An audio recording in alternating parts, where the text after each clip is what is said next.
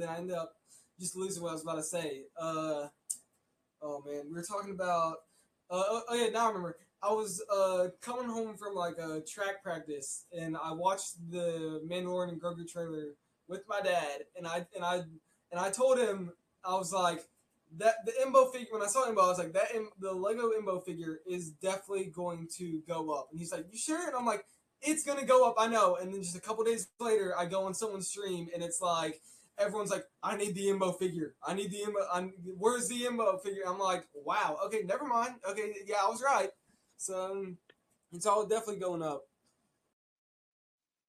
Absolutely. That's I mean that is demand playing out in real time.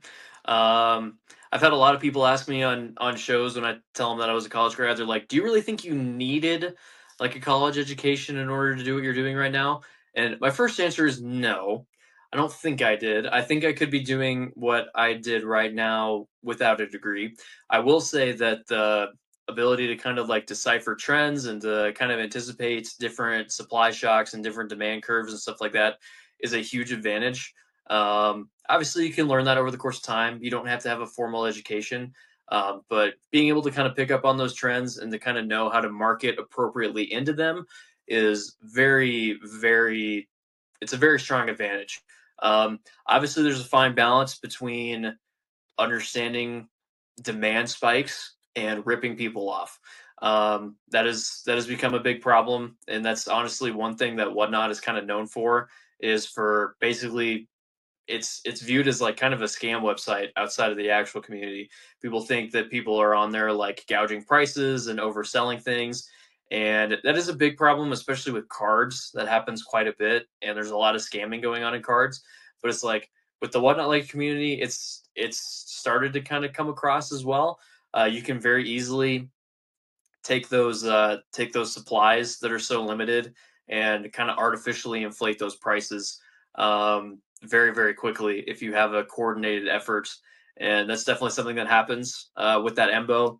That's when demand spikes, people will latch onto that and they'll make sure that they have all the supply. And next thing you know, it's a $150 fig.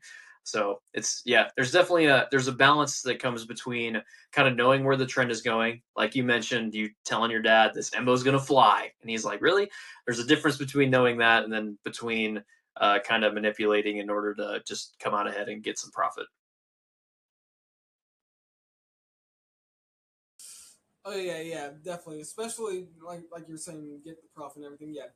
But okay, Malha, I've gotta go. But this was awesome.